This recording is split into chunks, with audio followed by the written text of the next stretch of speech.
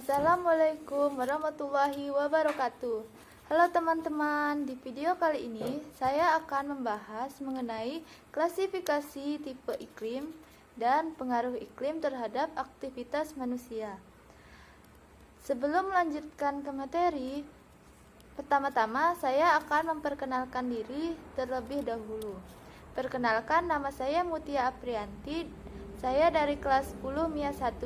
Saya saat ini bersekolah di SMA Negeri 1 Skadau.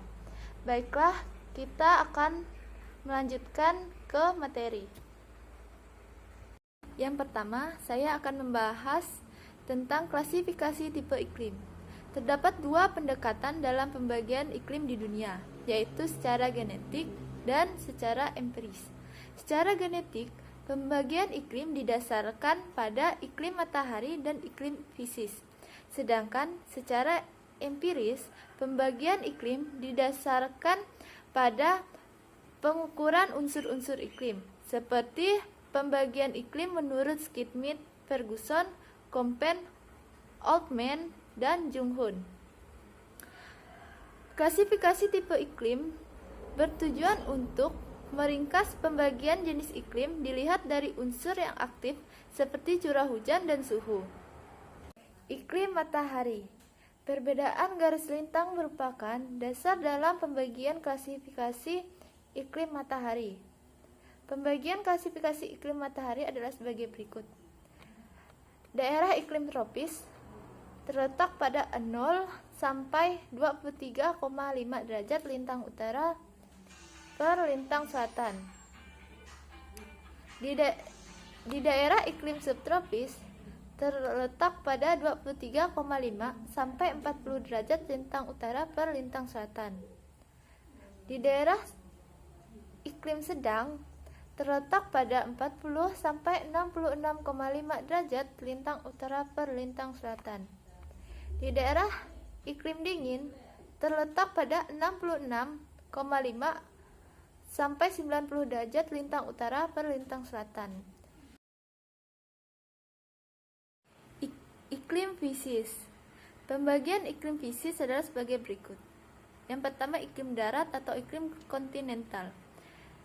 Memiliki ciri terjadi di daerah yang luas, angin darat yang kering, siang terasa panas, malam terasa dingin, curah hujan rendah, dan biasanya berbentuk gurun. Yang kedua, iklim laut. Memiliki ciri angin laut yang lembab, curah hujan rata-rata tinggi, dan suhu tahunan dan harian sama. Yang ketiga, iklim dataran tinggi. Memiliki ciri yaitu suhu harian dan tahunan berubah-ubah. Tekanan rendah, matahari terik, mengandung sedikit uap. Yang keempat, iklim pegunungan. Memiliki ciri yaitu udara sejuk dan curah hujan tinggi. Klasifikasi iklim menurut Schmidt, Ferguson.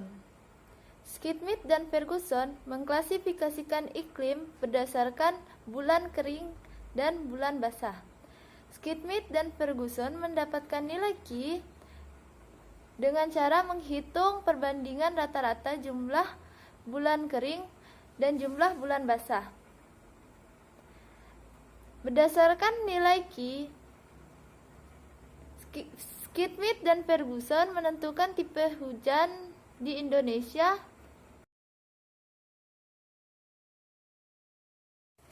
Klasifikasi iklim menurut Köppen.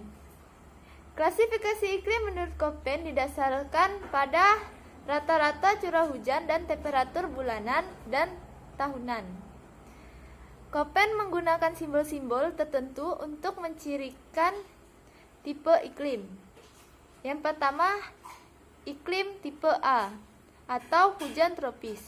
Memiliki karakteristik daerah dengan temperatur bulan terdingin lebih dari 18 derajat Celcius. Tipe A dibedakan menjadi 3. Yang pertama, tropis basah atau AF. Memiliki suhu udara panas dan curah hujan tinggi sepanjang tahun.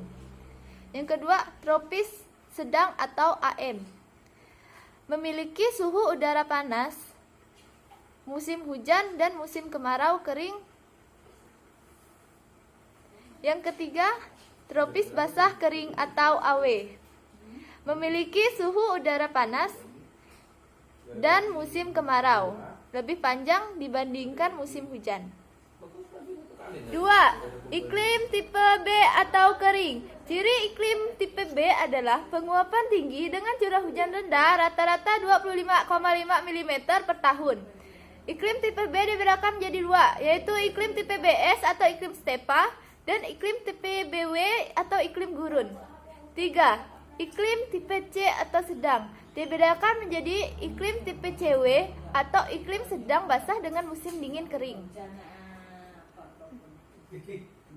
Iklim B, iklim tipe CS atau iklim sedang basah dengan musim panas kering. C, iklim tipe CF atau iklim sedang basah dengan hujan dalam semua bulan. 4. Iklim tipe D atau iklim salju dingin merupakan iklim hutan salju dengan suhu udara rata-rata bulan terdingin kurang dari -3 derajat Celcius dengan suhu udara terpanas lebih dari 10 derajat Celcius. Iklim tipe D dibedakan menjadi dua, yaitu iklim tipe DF yaitu hutan salju dingin dengan semua bulan lembab, dan iklim tipe DW yaitu iklim hujan salju dingin dengan musim dingin kering. 5. Iklim tipe E atau iklim kutub dibedakan memiliki ciri tidak mengenal musim panas, terdapat salju abadi, terdapat padang lumut, suhu udara kurang dari 10 derajat Celcius, dan terdiri dari dua tipe, yaitu tipe ET atau iklim tunggal dan EF atau iklim kutub. Klasifikasi menurut Altman. Berdasarkan pada jumlah bulan basah berturut-turut, pembagian iklim menurut Altman adalah seperti tabel berikut.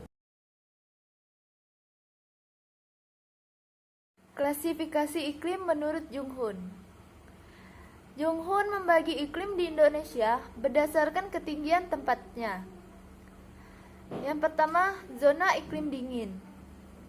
Zona iklim dingin terdapat di wilayah yang memiliki ketinggian lebih dari 2.500 meter di atas permukaan laut, dengan suhu 11,1 sampai 6,2 derajat Celcius. Tidak ada tanaman yang dapat tumbuh di budidaya di zona ini kecuali sejenis lumut. Yang kedua, zona iklim sejuk.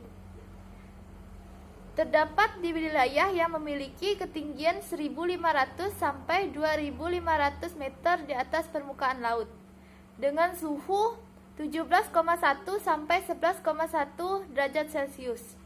Tanaman yang dapat tumbuh yaitu kopi, kina, sayuran, dan pinus. Yang ketiga, zona iklim sedang.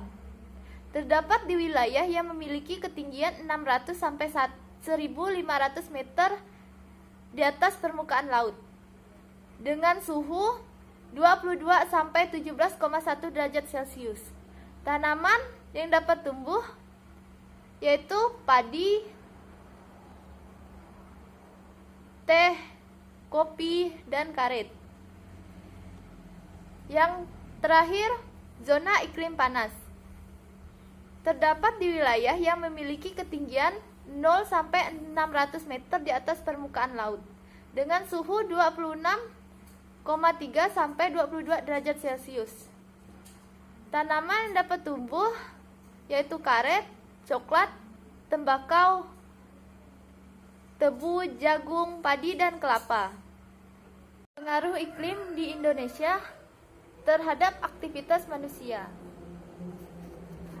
Yang pertama, aktivitas di wilayah iklim tipe AF. Wilayah yang memiliki iklim tipe AF sangat cocok dimanfaatkan untuk kegiatan pertanian dan perkebunan. Yang kedua, aktivitas di wilayah iklim tipe AM.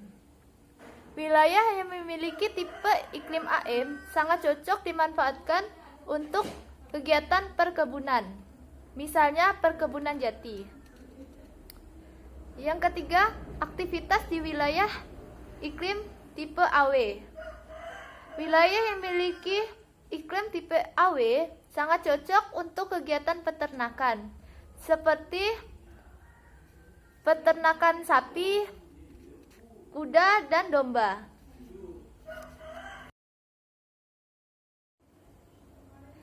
Terima kasih telah menonton video ini.